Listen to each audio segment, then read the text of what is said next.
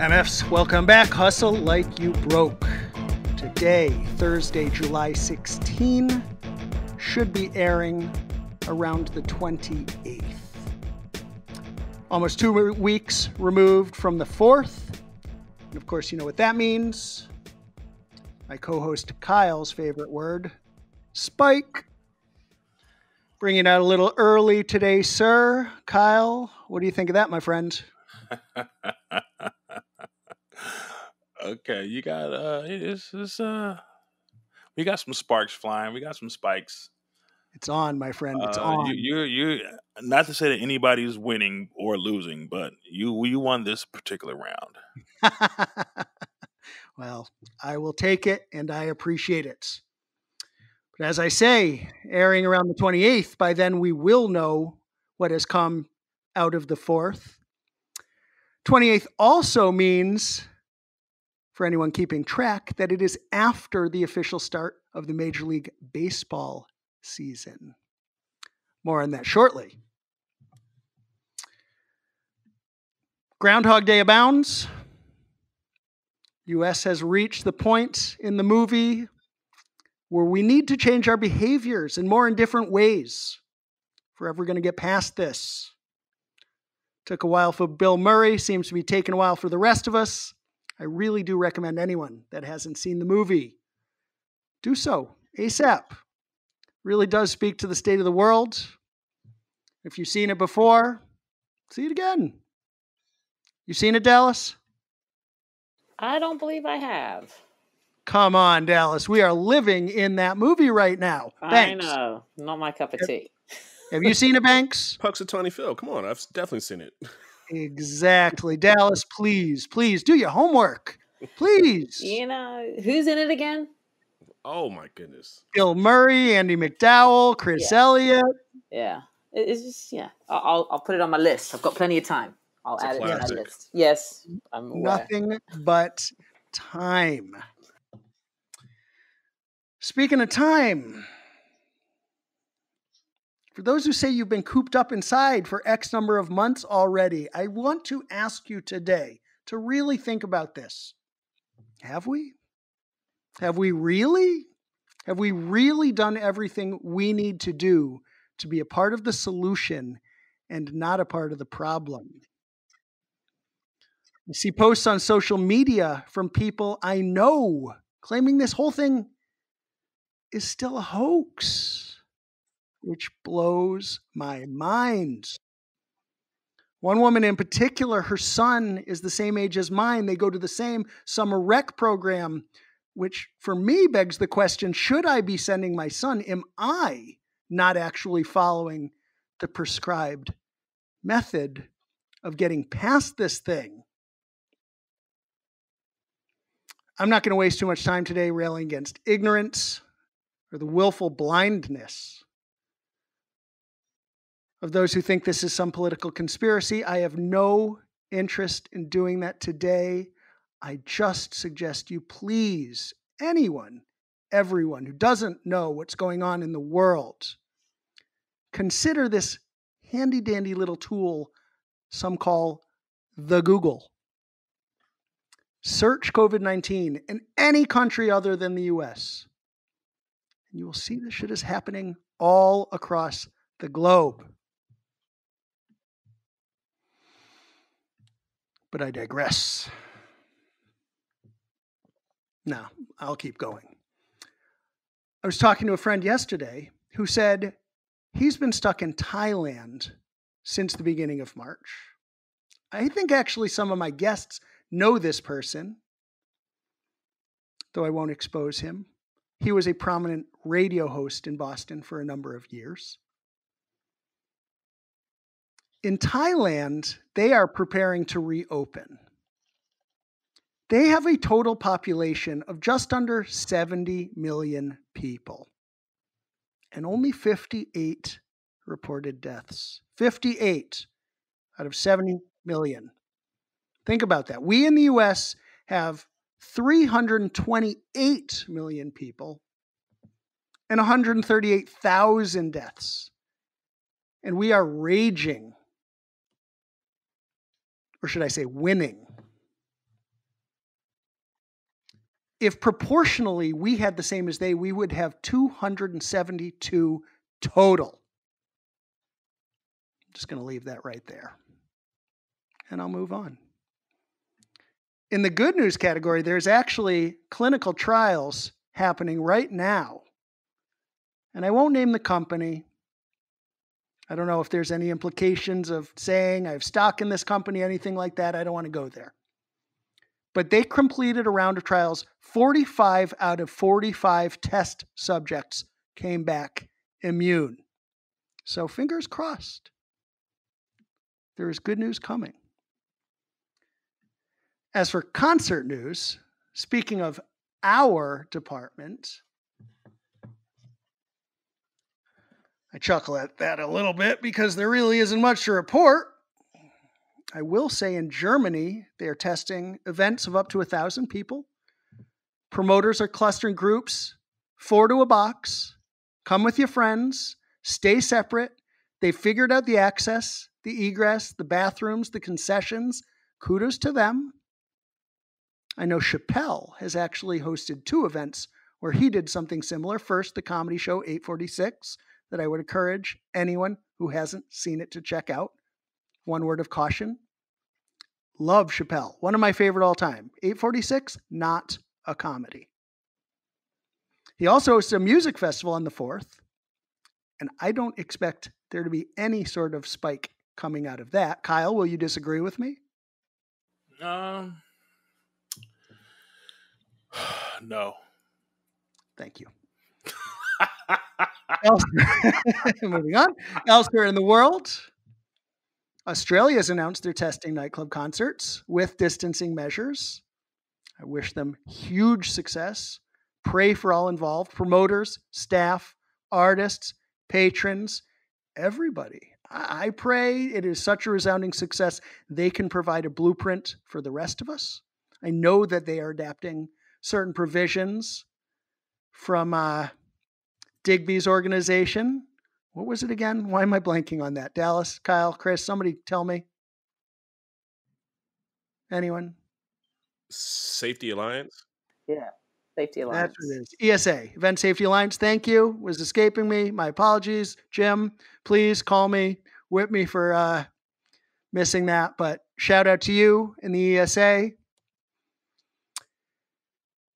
On the other hand, a developing story today, in the UK, Live Nation just canceled their drive-in concert series, which is a bit of an ominous sign. I know that Live Nation has only just recently announced a small number that they would be doing here in the US. I'm hopeful for those. One more bit of concert news that I feel the need to report on. The band Great White did a low-key show, no distancing, in North Dakota, Far be it from that band to learn their lesson about packing people into tight spaces. At least it was outdoors. Apologies to today's guest. I promised I would avoid cursing, but to Great White, I really want to extend a resounding fuck you for not learning your lesson from the immense tragedy that it caused years ago, known as the Station Fire in Warwick, Rhode Island, near not only to my home, to that of today's guests. In better news, Live Nation rolled out plans to increase diversity by 2025, starting with their board of directors. And kudos to them for taking action. Big shout out to Rapino and everyone on the board there. Very much appreciate your leadership. That is a tremendous step. Fact remains, most major corporations across the globe lack minority and female board representation. And it's the only way. It is the only path forward if equality will truly ever be achieved. So shout out again to Live Nation. I appreciate you. But truth be told, that's really all the concert news I have. So instead, we'll do what we so often do, and we'll turn to the world of sports. Because sports is the indicator of when we might return to work. And in the NFL, 9-figure contracts are increasingly normal. Anybody got a comment on Mahomes and his $500 million potential? Kyle, I know you got something to say about that. Not yet. I'm going to let you breathe a little bit. Banks, want to jump in? That's a lot of money. That's all I'm going to say. It's a lot of money. And he seems to be already celebrating and enjoying his money already, as we see from his pictures. I mean, $500 million, who wouldn't be? But he hasn't been wearing a mask in those pictures, has he? Excellent question. My point. But at least in the NFL, they're acting like we're going to have a full season with fans. And lest anyone forgets, by the time of this episode airing, we will be 3 weeks away from preseason games. Elsewhere in sports, the NBA is set to resume, albeit in a bubble, in Orlando on July 30th, just days after this episode's airing. One of its greats, Russell Westbrook, just tested positive for COVID-19. Sorry for him. I'm sorry for his family. I'm sorry for the Houston organization.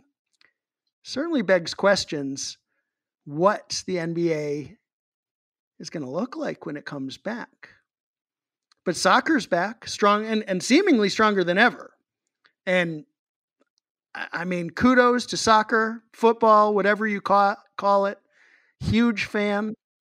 So glad to see play happening on the field. So happy to see very few cases popping up out of it, at least from what I've seen.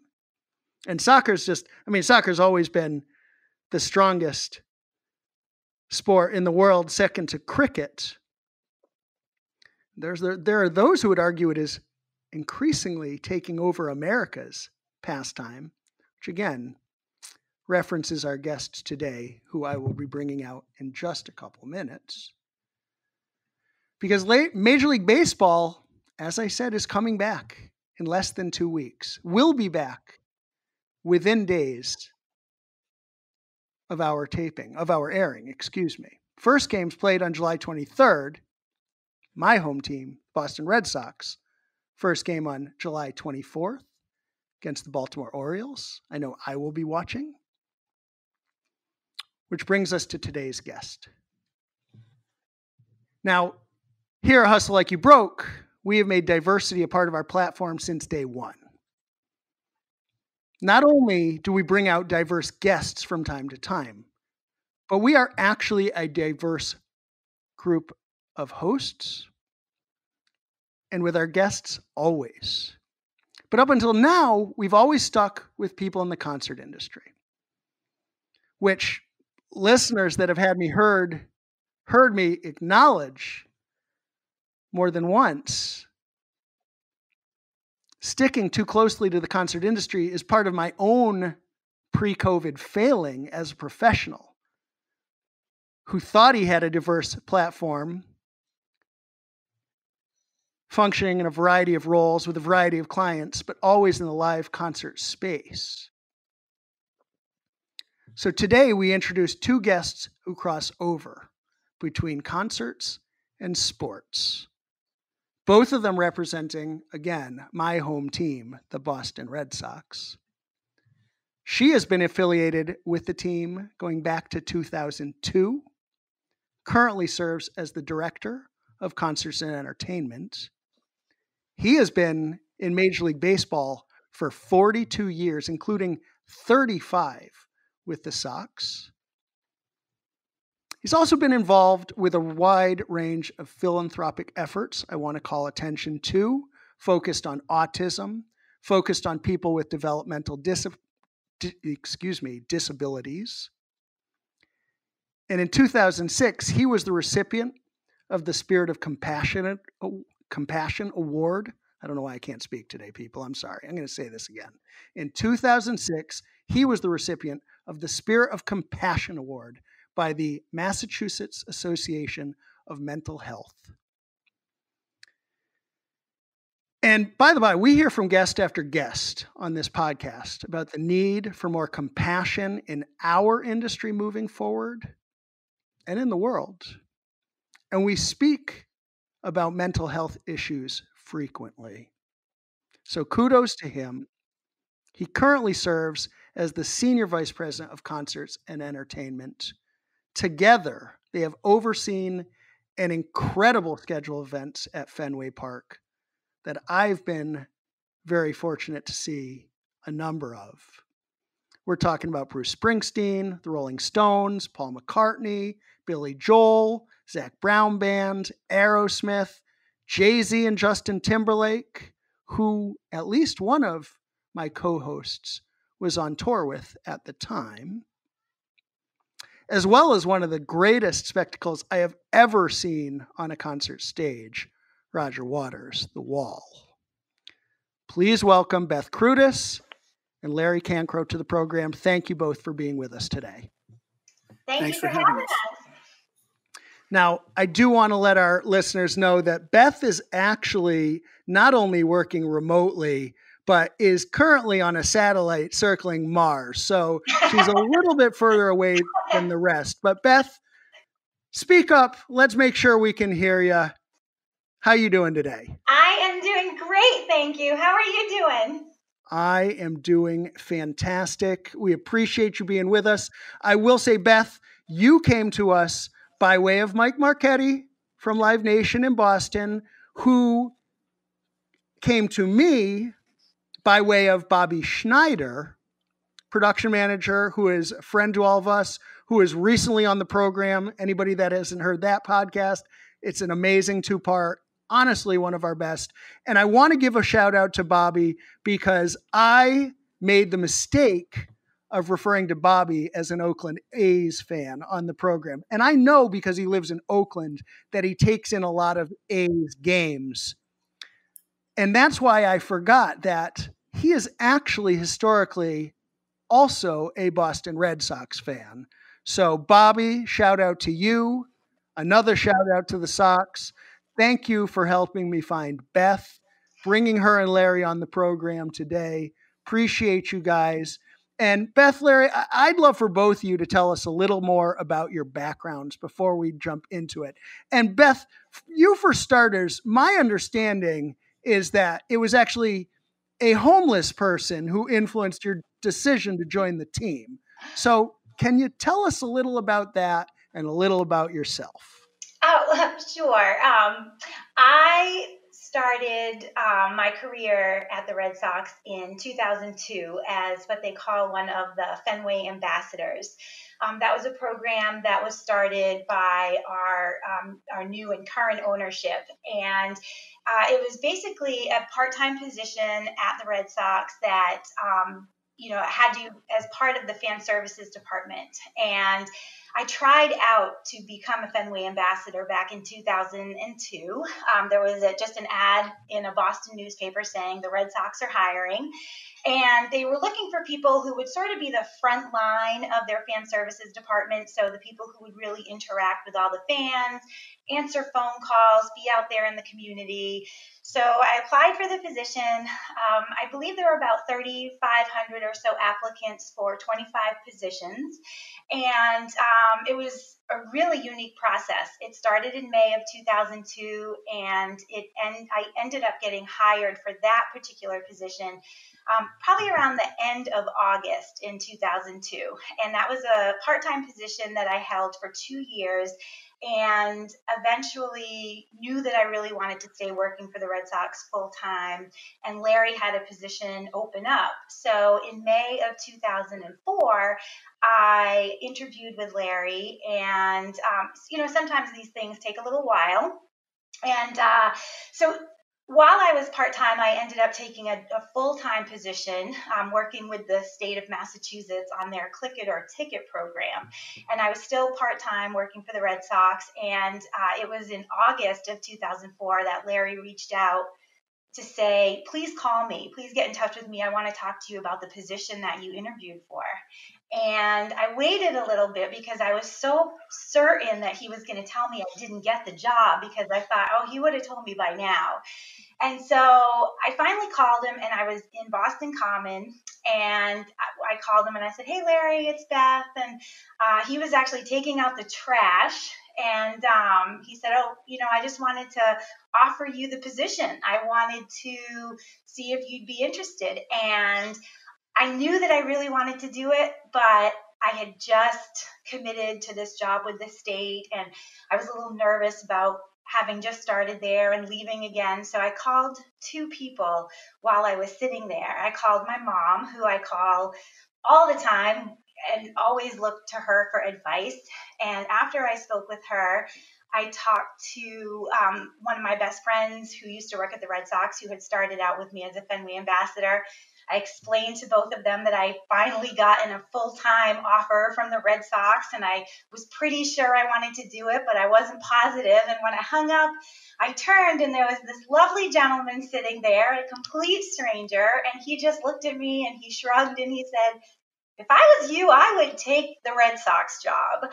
And I thought it kind of was one of those moments where I knew I was going to do it. Two people I really trusted had just told me, but just had this feeling like, wow, you know what? This is the universe definitely telling me that I should take this job, and it's the best decision. I wish I knew this man's name. I wish I could find him, because I would offer him tickets to Fenway anytime he wanted to come.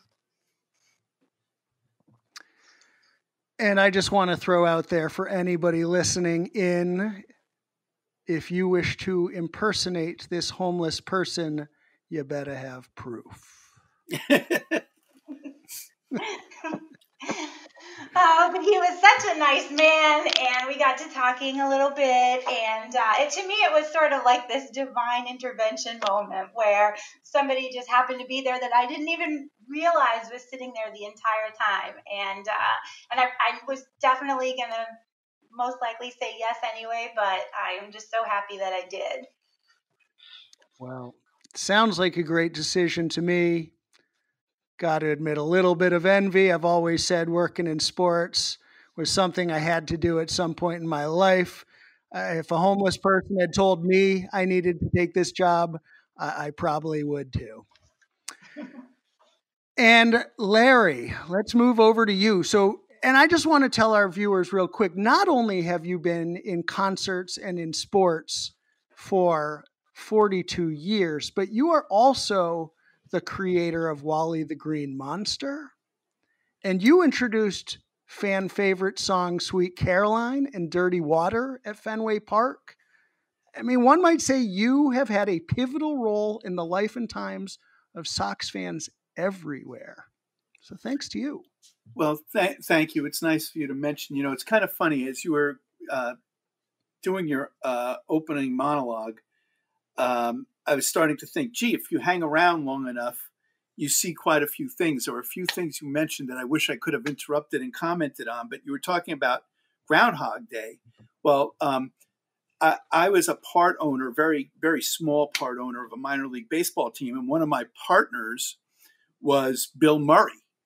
And we had this minor league team that was an independent team, and Roger Kahn, who's a famous sports writer, wrote a book about a season where we happened to win the championship, and the book's called Good Enough to Dream. But, that was one of the interesting experiences from my years in baseball. Another one, you mentioned Pat Mahomes. Well, I remember him running around. I think he was like 4 or 5 years old when his dad pitched for the Red Sox. And so it's kind of interesting. If you hang around for long enough, you see quite a few interesting things. And there were one or two other things you mentioned, but I didn't jot those two down. But you see plenty if you hang around long enough. Well, I tend to think that the Sox are also kind of the center of the universe, and I'm sure my co-hosts, two of whom are from the Los Angeles area, and Christine Dallas being from Miami, might disagree. But I will also point out that my big break, my first actual legitimate break in the concert industry that led me to where I am, was actually courtesy of a gentleman named Mark Lev, who at the time worked for the Fenway Sports Group. and we developed together a series of Verizon Wireless sponsored college tours, which kind of set my path to producing tours, to promoting tours, to taking on larger roles and doing all the things I've done over the years. So again, it all circles around the Boston Red Sox, and there it is. But Larry, tell us. So you were part owner of this team. You've again been with the Sox for so long. I mean, how did this happen, and how is it that you, in your position, were able to essentially be the guy that said, we need to be doing these major concerts at Fenway, which of course has led to all of these legendary performers, the biggest in the world, performing in your ballpark? So growing up, my central interest in life was baseball. I also came to love hockey. I loved all four sports, but in order, it was baseball, hockey, and probably basketball and football in that order. But I loved all four sports. And then my other main interest was music. And then beyond that, not much else. And so, my mother wanted me to be a doctor, but that wasn't even on the list of things I could be interested in. So I had this notion that I wanted to promote the things I loved, and so I really wanted to promote baseball. And all my life I had these ideas on how to do it, but it wasn't a job. I mean, I kept telling people what I wanted to do, and people would say it wasn't a job. But the advent of free agency in the 70s meant that baseball had to change the way it approached bringing in fans. And in other words, they needed to start promoting. And at the time that I graduated college, they started to need people with ideas like the ones I had been thinking about my whole life. And so I was lucky enough to leave college and basically get into baseball almost immediately. I don't want to prolong that story, but I was able to work 1 year in the minor leagues for the Jersey Indians, which was a AA team for Oakland. Ricky Henderson was our center fielder. It was a rewarding experience. I didn't make enough money to cover my gas from home to the ballpark in a Fiat that got me 40 miles to the gallon. And yet I did not ever want to give up this kind of work. So I knew it was for me. I went to the baseball winter meetings. I got a job with the Atlanta Braves, and I kept progressing. I got into merchandise there. And this was before baseball was as big into licensing and merchandise as it is now. And I was in the center of baseball changing its licensing and merchandising. And then from that work, I got recruited to the Red Sox, where I wanted to work in the first place. I went to Boston University. I went, 1,600 miles and back to get a job down the block where I could see my old dorm room from my office. And so I was happy. I was never unhappy at the Braves, but my wife and I always wanted to land in Boston. And so from there, I started on this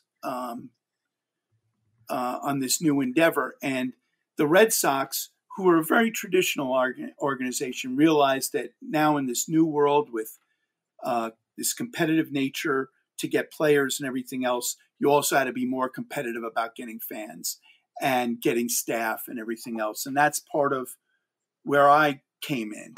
And so I started bringing some new things to the Red Sox. Just to get to the point of your question, when the team was sold in 2002, they asked, does anybody know anything about concerts? Well, during all those years I worked in baseball, I was part of a group of people that always tried to invite people on tour to come to the ballpark and have a respite when they were on tour. In my Braves days, we all came to understand that people needed a break from the road. And I got to know a lot of people that were touring personnel, including some people in the acts, but the touring people are way more than just the people on the stage. And so I got to know a lot of people in that regard. But in addition, when I came back to Boston, one of my first loves was Boston University hockey.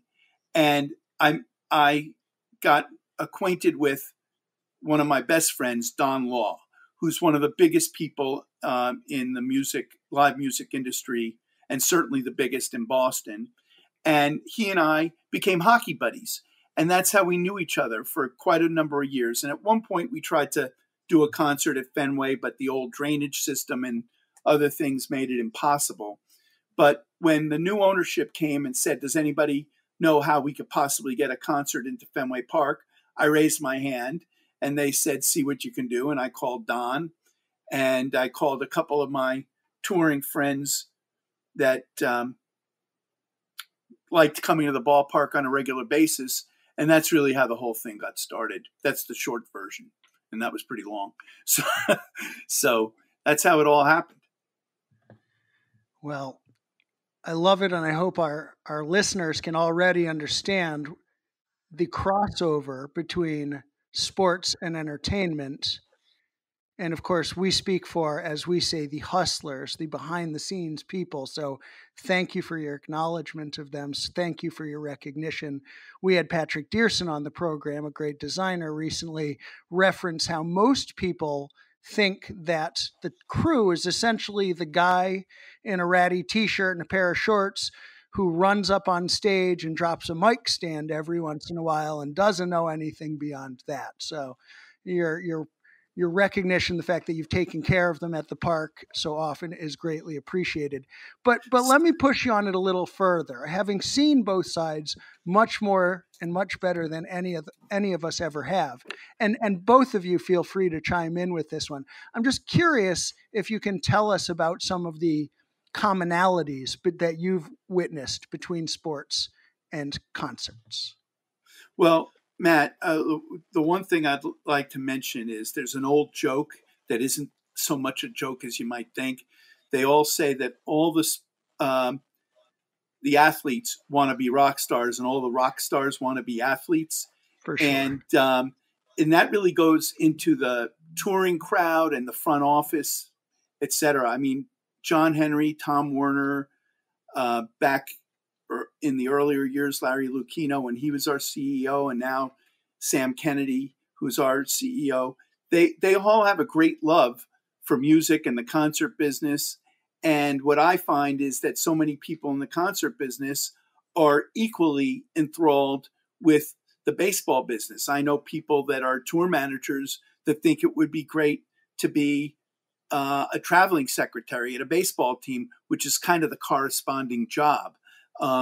So I think people are very interested in the commonalities of these businesses and find it so interesting. And my own daughter started her career working at a sports team, and then went to work for Live Nation. And one day, very early in her days at Live Nation, she said to me, "You know, Dad, the businesses are really the same, except in the music business, the players play music instead of playing sports." And I'm like, yeah, it's really kind of true.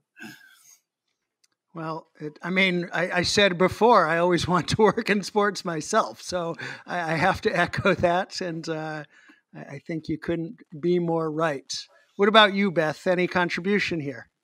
Yeah, I agree with everything that Larry said. And also, it's just really fun when we bring an act around, if we have somebody coming in for a game, to see the excitement of a lot of our players and our owners and people in our office, because it's like they sort of get it and they understand what it's like to have people admire you and really want to meet you. And so they really take the time to kind of go out of their way to get to know each other and talk to each other. And it's pretty cool when you can bring somebody down into the dugout or into the clubhouse or somewhere to meet a player. And it's this huge name, this rock star, and they're sort of speechless.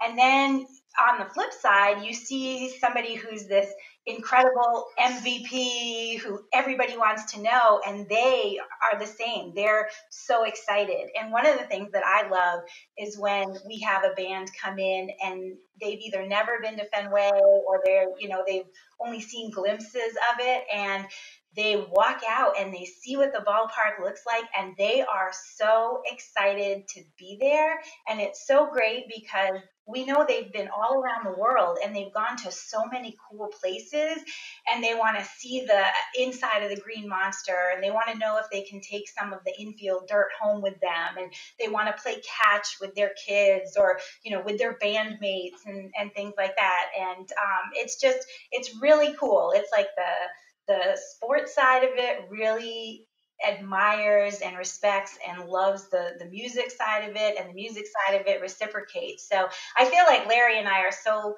lucky, and I don't think we take that for granted, that there's two things that are so exciting to be able to be a part of, and we get a chance to sort of be a part of both, which is something I hope that we don't ever take for granted. Well, I love that. Now, sticking with the same theme of commonality, but also some of the differences, as we talked about, sports are coming back. Major League Baseball is coming back. Sox home opener, first game of the regular season, July 24th. Now, we know that music can't happen in the same way as sports can with the television only or streaming only audience. Although you guys did push the limit on that, and I know I watched the Dropkick Murphys Straight Out of Fenway event. Yeah, with 9 million other people. Yeah. With 9 million other people. So there it is. I mean, talk to us about how you see, or if you see more of the events like that happening, and or if there are any other lessons we can learn from Major League Baseball about how to come back. Here's how I would say it. I think we can all learn from each other. And the easiest thing in the world to do would be to do nothing and just wait until somebody said everything's perfect and everything's okay.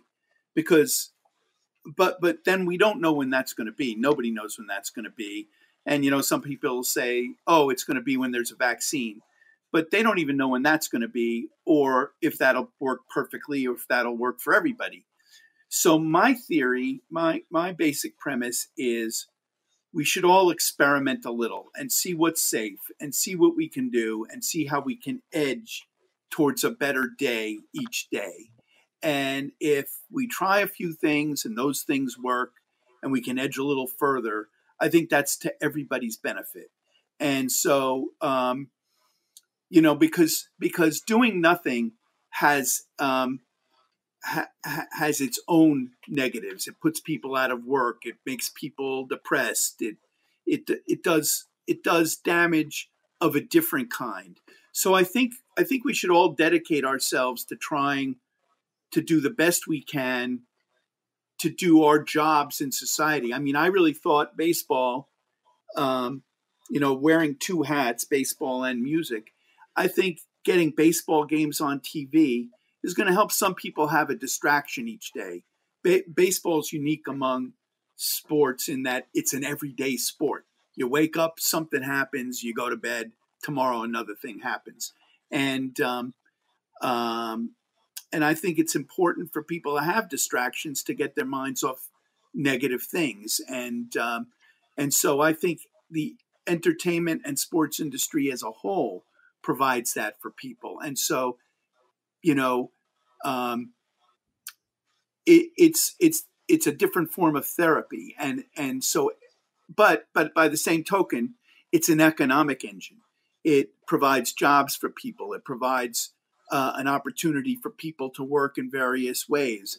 And if we just sit tight, it's going to be a lot longer before we cure those ills. So I think edging our way forward is the way to go. But some people don't understand what edging means. They they want to jump in with both feet and, and start with 50,000 people. There's ways to take any particular ballpark and have people sitting 6 feet apart and have them exit slowly. I said ballpark, but stadium, venue, particularly outdoor venues where you're much less likely to have an issue. And we ought to experiment with those things. And I've probably made my point here. I love what you're saying, Larry, about the idea of that. But I find in our culture, we are not very good, or the general public are not very good about reading the signs, following the rules, and adhering to those things will make it. I mean, just now, in our current climate, we can't get people to wear masks that we know we should be wearing. I live in Miami. We're backwards now. We're going back, we've gone back 4 months, it seems, to the start of this, because now we're in the red zone. We're the epicenter. And it's just, to me, I've seen it. I've been a lifeguard half my life. I've walked around pools. I've been security. I've done venues. I've done the whole thing. And the one thing I know about people is they're not, and particularly in this day and age, they're not keen to follow the rules. I love hearing what you're saying. I've seen it happen in Japan, in other cultures. When people are told to walk a certain way, they do it. You watch a stadium show in Japan, they release them by different zones. They follow the rules. But it's inherent in their culture to follow the rules. We somehow don't seem to be able or capable of doing that. How do we change that idea? Yeah, let's turn that into a question. So how then I referenced in the intro that in Germany they're doing boxes of 4. Now, of course, baseball stadiums have boxes. Is there a path that you can see to experimenting with that, Larry, where people, going into a baseball stadium, if you have to wear a mask, you have to wear a mask. If you don't, I trust security will say, sorry, you got to go.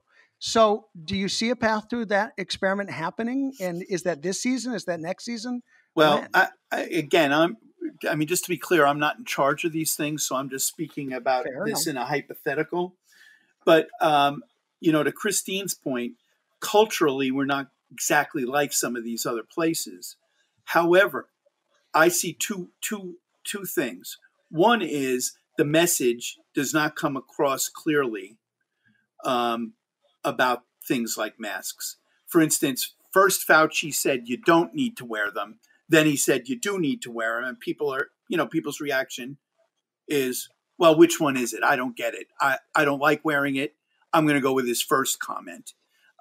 So people need to understand that messaging is important and that it needs to be consistent, and don't say anything till you know for sure which message you want to send. The second thing I think is when you're talking about a venue, it's easier than when you're talking about the public on the street, because you can say, if you want to come in and see this event, you can only do it with your mask on, and you're not staying if you take your mask off. That people understand.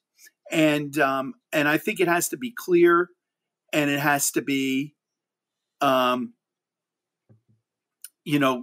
stated like that.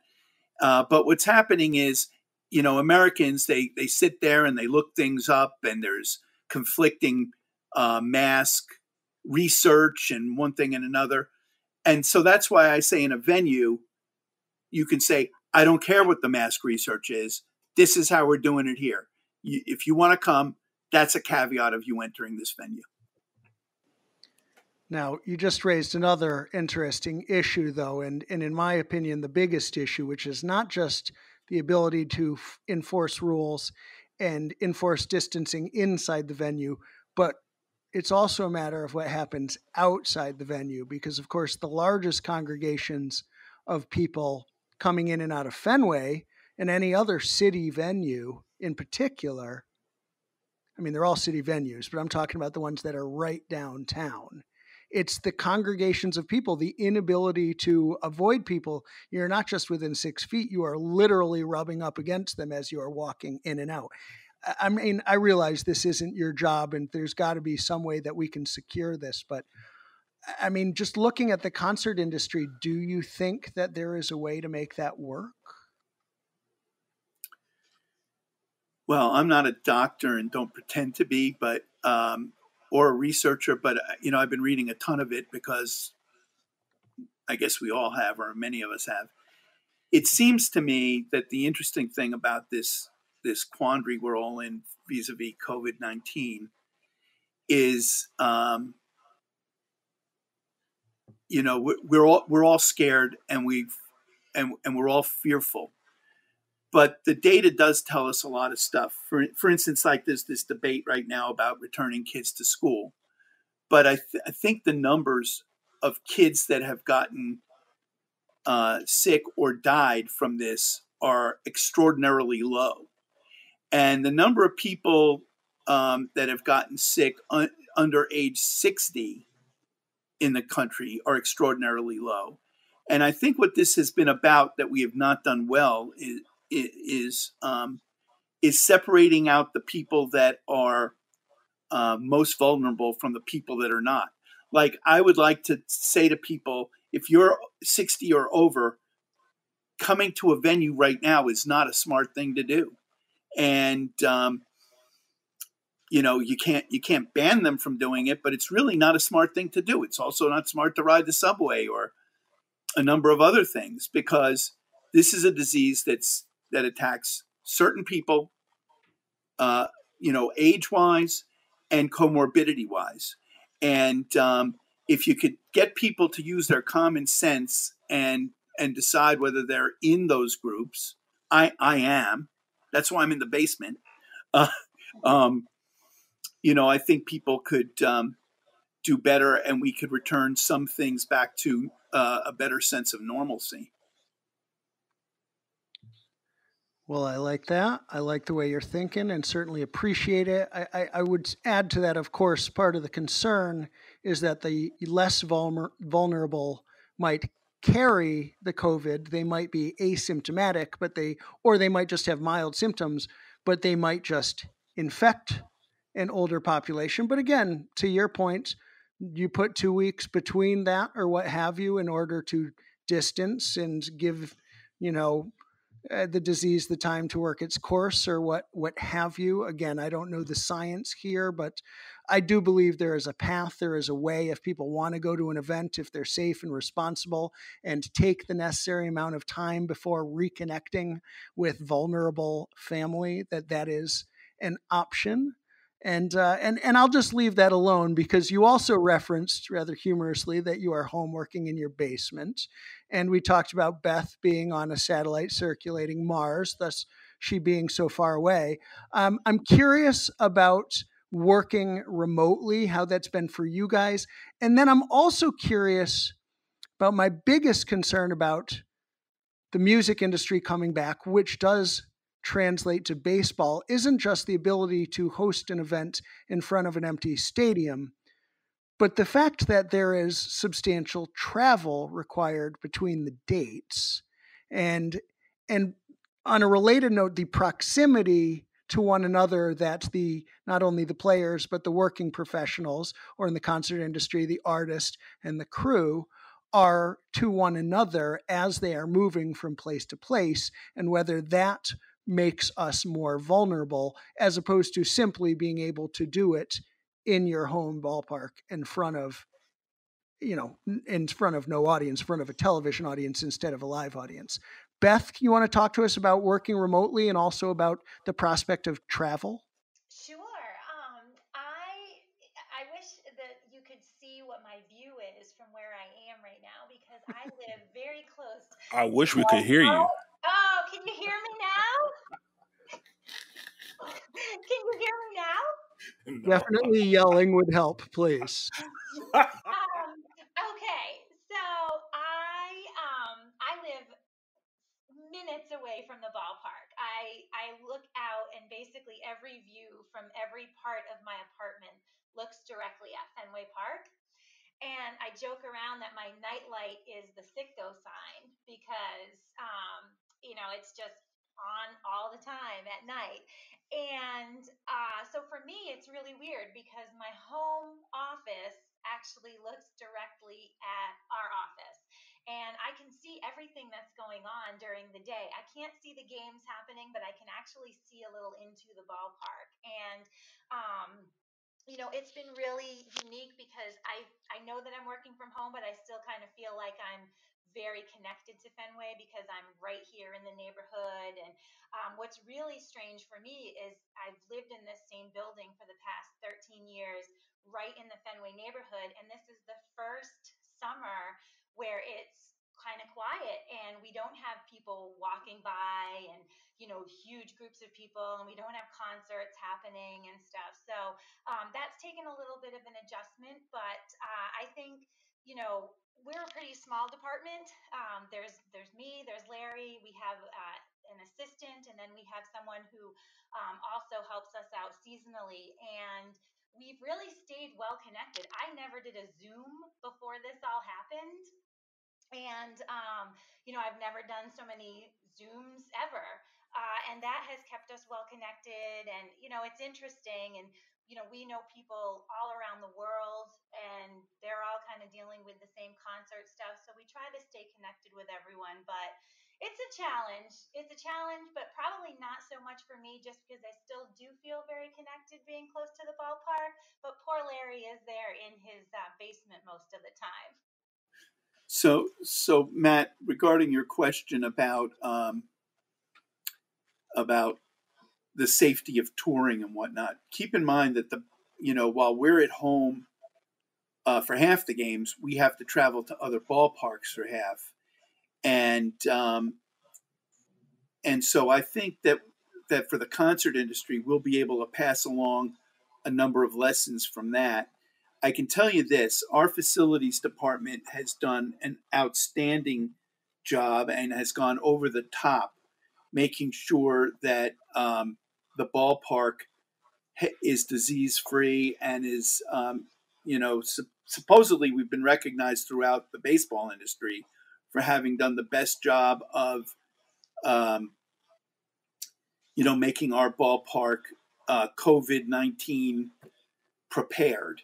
And so hopefully everybody is doing that, in baseball and setting high standards. And now the travel will start, and hopefully we do that with buses, planes, et cetera, et cetera. And what we learn in this short 60-day season will hopefully translate into the touring season next year for acts that want to perform on the road.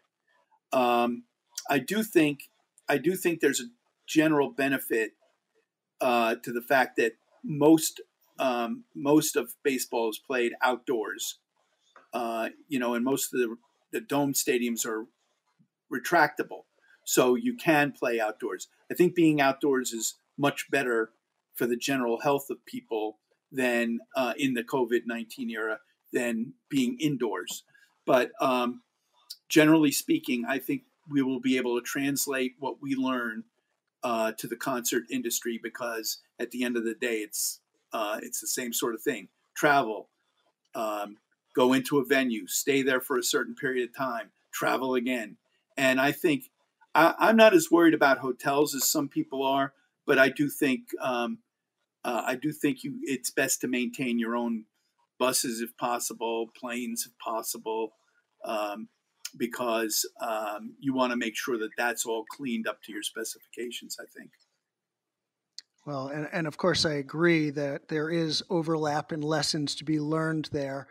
And certainly figuring out a hybrid model of touring personnel and support personnel to ensure that the artists or ball players are staying safe and essentially staying in a bubble and able to make those transitions and make it all work. I certainly look forward to learning from Major League Baseball and hope it's a resounding success. One related question before I move on: are the ball players and the support staff wearing masks in proximity to one another? Not so much on the playing field during games, but otherwise. Well, we're not there. But what we've seen is that we don't expose the players to the press. The press are on a Zoom call, in a post-game situation. Okay. In other words, we're minimizing the exposures of people to people. I think our staff is all wearing masks. Mm-hmm. Isn't that right, Beth? Yes, yes. In fact, I walk by the entrance that staff goes in every day, and there's a sign that very distinctly says that you need to be wearing a mask there. And anything that you see on social media or anything, everybody's extremely safe. Well, that's what I'm hoping to hear. And again, I hope that it is a resounding success and provides a blueprint for those of us in the concert space. Now, in a semi related note, but shifting gears, I mentioned before the Dropkick Murphys streaming out of Fenway. Larry, you told us that that reached 9 million people.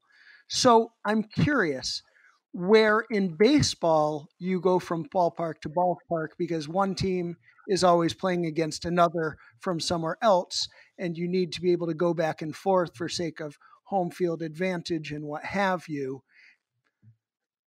In touring, that's of course not a thing if there isn't an audience. An artist can be seen, streamed from anywhere, which begs the question, do you envision more concerts like the Dropkicks with no audience?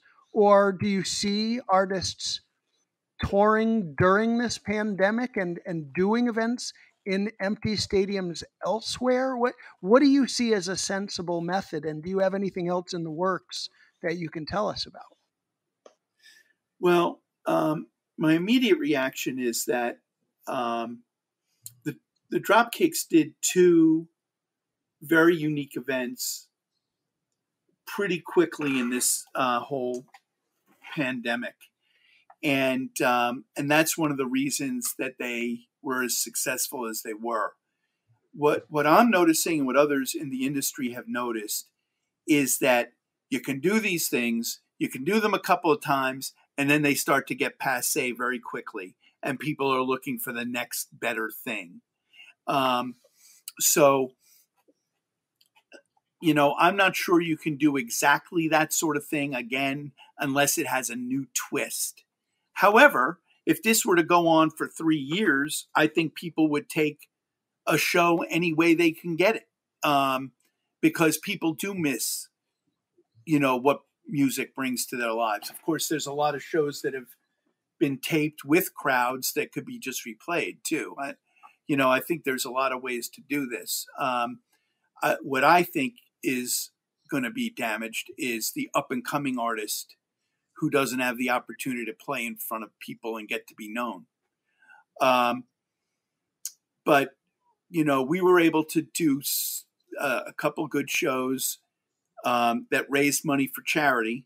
I mean, the Dropkick show, I've lost count after we passed $750,000, but we had three charities that benefited in a big way from that show. Now, we are going to do a stream next week, as a matter of fact, of a number of artists that have played Fenway or we're about to play Fenway, and it's just going to be like a 1 hour show with each artist doing one or two or maybe three songs, and we're hoping to debut that the middle of next week. But it's not a single act doing a whole show. So I don't know how many more things we'll do, but it's not going to be the centerpiece of our business. And again, that's just for charity. Copy that. So, shifting gears slightly, Larry, you are also a past chairman of the Greater Boston Convention and Visitors Bureau.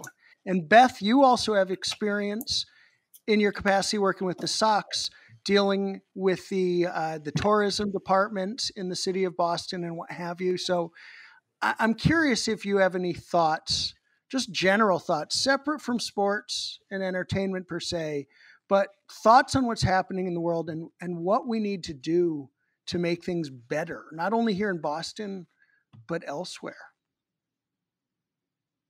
I'll start. I think here in Boston, people are so ready to get out and do things. I think from what I've heard lately, Massachusetts is doing fairly well, knock on wood, with their numbers. And I think a lot of that is because people were following a lot of the rules. They were doing the social distancing. They were wearing the masks. And I'm seeing slowly hopefully things are starting to happen again. I know that like the Boston Duck Tours just started a couple days ago, and I've actually seen quite a few of them going around. And as more and more of the restaurants open up and people are going and doing a little bit more of the outdoor seating and things like that, to me that's very encouraging and it's very promising. It's a little bit difficult though, because sometimes when you watch the news, you see right now in other parts of the country, things seem to be going a little bit backwards. And I think it's so important to keep moving forward and trying to safely get people out there doing new things. One of the things that Larry and I are very passionate about is making sure that our neighborhood is able to survive. And, you know, that's all the time. One of the things we love about doing the concerts and being involved with the Red Sox is that there's a very unique neighborhood that we're in the middle of. And so many people rely on what we do for us, for them to do well. And so, you know, I'm very, very excited for the day that all of these restaurants and all of these shops that are in my neighborhood can be open again and people can freely go out there. And, you know, I just keep hoping that people keep following these rules and they're doing what they're supposed to do, but also that we don't just sort of halt. I think it's very crucial to our business and to our industry that people keep talking about when things are going to open and when we're going to be able to safely go back out to places, because I get really excited when I hear something is opening up and that people are kind of venturing out. And I think I just get text after text. In fact, I've gotten 3 texts while we've been on this podcast, and it's just people saying, I miss live music so much. And so anything we can do to get people out and get people doing it so that we can prove that eventually it's going to be safe for people to be able to do things like go to our games and go to shows, I think that's just the most important thing. Hey, Beth, that sounds in that vein, I guess. One of my big questions to you is, what's your biggest headache when you do have artists in the venue? Or maybe it's a bigger headache for Larry, but trying to meet their dressing room requirements and back of house needs. How challenging is that? You know, I think one of our favorite things to do, and Larry can jump in on this too, is to challenge ourselves to make these artists, and not just them, but their families, feel as absolutely comfortable as possible at Fenway. We always want them to leave saying, that is the best place I've ever played. I felt at home. I've learned a lot from Larry over the years, and one of the things that he taught me was that, you know, when an artist is on the road, they really want some sort of sense of normalcy and they want to feel comfortable. And so that's really what our goal is. And so we try to meet as many of their expectations as we can. The ballpark does a really good job of just sort of welcoming people, and people are just excited to be there. But you know, I think people always say like, oh, who was really demanding or who was difficult, and we've actually been very lucky. I think we not just me and Larry, but the entire ballpark staff just really try to make everybody feel very welcome. And you know, we are also very lucky, as I was saying, in our neighborhood here. We have had a couple of instances, and one story that I always tell is that we had a performer flying in, and he wanted to get a really good haircut before the show, and we have a great barber shop right here in the neighborhood, some guys that are in bands, and we were able to just get one of those barbers to come up to the ballpark and take care of this artist. And it's just little things like that that we really try to do to keep people happy and make them want to come back. And another thing that I think is key is taking care of their families. I think there's nothing more important to these artists than when they're out on the road to make sure that their significant others or their parents or their children feel comfortable and are having a good time where they are. And we're very lucky to be at a ballpark because most of the time families are really excited to be there. So that's what we do. We haven't really faced, knock on wood, any major challenges with any of those backstage requests yet. I don't know, Larry, if you have any stories on that. The thing I want to add is that after the first year, which everything was a surprise to us, the first time we did it. We realized that it was an old facility. I mean, when they built it in 1912, nobody anticipated what it would look like to have a concert, after the year 2000. And it was tough to load it in. It was tough to get, the space the way you wanted, the comforts for a touring band and touring personnel. And so Beth and I sat down in year 2, which was her first year, and we said, how do we make it so that everybody is more comfortable? And so we tried to streamline things. We tried to make it easier for everybody. The tour accountant, the people coming, Beth mentioned the families. We wanted all of them to feel like this is the place I want to be. And over time, that became our reputation. And we've had acts that take 2 days off before their shows at Fenway because their family wants to hang around and go in the Green Monster and take a tour of the ballpark and see things in the Boston area because they've come to feel so at home there. And that's kind of like our mantra, to make this an oasis on the tour. And, so whatever little things are not ideal, and there's many of them, they almost don't see those things anymore because they're so thrilled with the special amenities that we're able to provide for them. Well, we appreciate your focus on the little things. Those of us who do spend our lives on the road will tell you the little things make all the difference in the world. So thank you for that. You guys have been fantastic. We've surpassed our hour mark already, so I could keep going, and I'd love to poke fun about soccer versus baseball. Let me throw that at you real quick, but then we'll just move into our quick hits. Again, you guys have been amazing. What do you think of what I said before? Joking, but my son is an active soccer player, plays club ball. It is all year round. The fields are popping up pristine all over the country, all across the region here in the Northeast. Beautiful fields, money getting sunk into soccer like never before. Is soccer becoming America's pastime?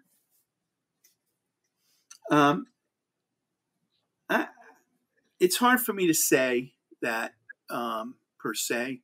I used to simply say that soccer is the cheapest sport in the world to run. And that speaks a lot to its worldwide popularity. But, maybe it's more than that. I don't know. I have a lot of trouble watching it myself. But, by the same token, Fenway Sports Group owns one of the most popular soccer football clubs in the world, in Liverpool Football Club. So it's a changing dynamic worldwide. I think it's interesting that many Americans that do follow professional soccer follow it outside of the country versus inside. It hasn't taken hold professionally here in the same way. I'm not sure why, but the thing I'll say is I'm proud of the product we've provided here in baseball, and I think the best way to handle something like that is to mind your own store and not worry about the next guy's store. So fair enough, and touche. I appreciate that. I will say, I think the reason that many of us favor other sports leagues overseas as opposed to home is because the reality is the best players are still overseas, and it's usually later in their careers they come here as their skill sets are still perhaps at or near the end of their prime, but often past it as well. I would also say I'm increasingly of the opinion, and I like to point out to people that say they have trouble watching soccer, that soccer is effectively hockey on turf instead of on ice. So except no rebounds. No rebound. Well, but the same level of hitting, the same level of aggression, the same pass play, sometimes more pass play in terms of setup and what have you. But I'll leave that alone. Minding one store, I appreciate that. Of course, as an avid Sox fan, I say Boston Red Sox are a world-class organization. Fenway Park is the greatest in the world. I have been to sports stadiums across the globe, really. And nowhere else in the US, especially with the exception of Boston and New York, and to a certain extent, Philadelphia, do you really see fans that really are as passionate as Pittsburgh, maybe, and not in baseball though. I'm sorry, let me take that back. Where there really is that level of passion for their team and the energy in the stadium. I've walked up to stadiums elsewhere around the country where teams are in first place in their division, and you can literally just walk up to the box office and they say, Right. "What section do you want to be in?" And it's like, what? Really? At Fenway, that's not really a thing. But it speaks to the quality of product. It speaks to the job that you guys have done in terms of making the game fun, bringing people to the stands. Kudos again. Thank you so much. I really appreciate you being with us. I really appreciate you highlighting some of the commonalities between sports and entertainment. I really think the overlap runs deep, that the model that you set will be, really illuminating and hopefully beneficial to getting those of us that are out of work in the concert industry back to work sooner than later. So moving into our quick hits, we usually ask about a first and or a favorite tour. Of course, without being able to speak to time on the road, can you point to a single favorite tour, favorite event, and also the first one that you've done that was done in Fenway Park? Go ahead, Beth. Oh, okay.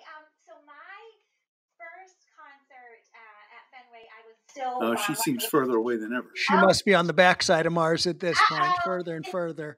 Can Sorry you hear for me that. now?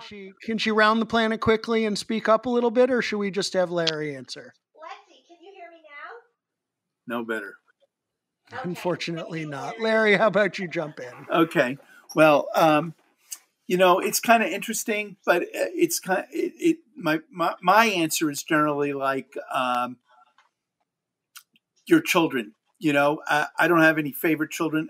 I come to enjoy every show in its own way, and I enjoy working with artists, even ones that I'm not a fan of, on their way in.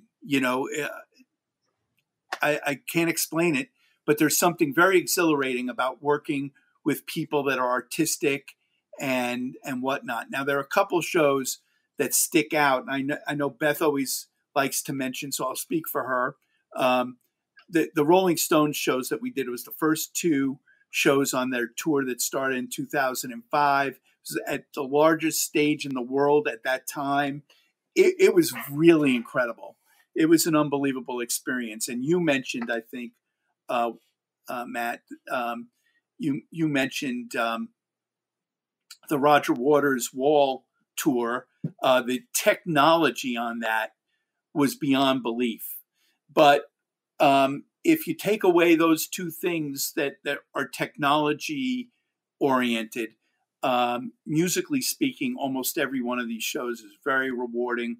I mean, to me, the one thing that I have in common with that and games is when you see fans leaving happy, it doesn't really matter what transpired on the stage. That's kind of what we're in the business for, to make people happy and see that they leave in a better mood maybe than they came in. And it's a really exhilarating experience, no matter how many times you've had it. Yeah, I love that. And of course, speaks to concert touring as well. So one more tough one. So I always ask the concert professionals if there's any one thing they would change about the concert industry moving forward, what would that be? I'm curious, looking at the sports business, if you could draw a parallel, or you can answer it simply about your experience with concerts. But if it was applicable to sports but crossed over, I would love to know what that is.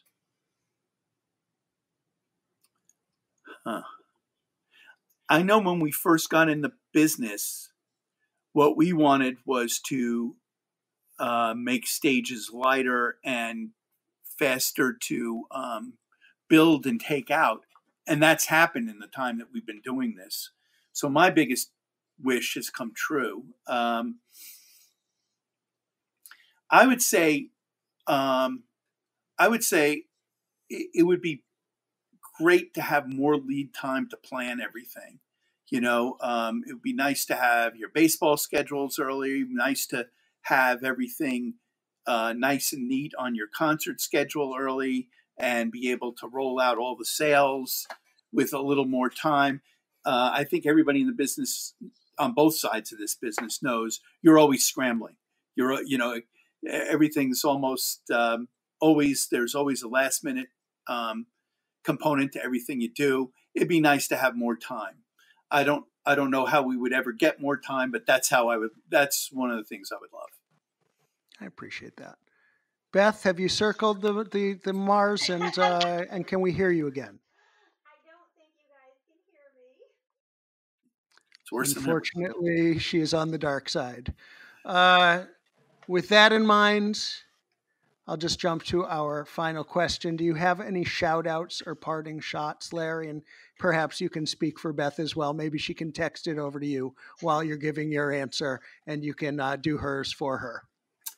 Well, if it's shout outs, I would have to say we would, while we're a small department of 3 to 4 people, depending upon the year, we can't do what we do without all of our co-workers at the Red Sox, which is, hundreds of people, without the support of John Henry, Tom Werner, Sam Kennedy, Ron Bumgarner, and many other people at the Red Sox, and also our partners at Live Nation New England, Don Law and many others. We have a team that is, and you mentioned Mike Marchetti. I think it was you that mentioned Mike Marchetti. Mike is one of the best in the business, maybe the best, and we rely on him. We have a team at Fenway that is second to none, in my opinion, and that's why we're able to be successful. So I want to make a shout out to everybody we work with, and also I should mention I should thank our families for putting up with us being here like 18, 19 hours a day all the time. When I say here, I mean at Fenway. So. Totally fair. Well, I appreciate that. Larry, Beth, you guys have been great. I thank you. I want to shout out both of you for the hospitality you've shown me and my family at the ballpark. Very much appreciate that. I also want to shout out again Bobby Schneider, who made the initial introductions that connected me to you guys. I want to shout out to Mark Lev and the Fenway Sports Group. Again, big step in helping me on the path. And I'm talking, this was 15 years back. I haven't talked to Mark in a long time. I'm not even sure if he's at Fenway Sports Group. Oh, he's still there. Anymore. Yep. Oh, great. Well, I'd love to reconnect with him. I'd love to reconnect with others in Fenway Sports Group, figure out other ways we can move together, do business together, moving past this COVID-19 and coming out the other side. To my co-hosts, as always, it's a pleasure. Kyle, Chris, Dallas, appreciate you guys. To our listeners, thank you as always for being with us. I hope you got as much out of this as I do. I'm definitely going to look for other people in sports to talk to because I love the crossover connections between the industries. It's great to have our first non-concert professionals. Obviously, you are also concert professionals, having been a part of some of the biggest touring productions in the world. But your perspective on baseball and on sports is extremely valuable. So thank you again to our listeners. You know where to find us online. HLUB Podcast on Instagram, hustlelikeyouBroke.com. Send us your questions. Until the next time, as I like to say, don't forget to wear your mask. And on that note, thank you all and good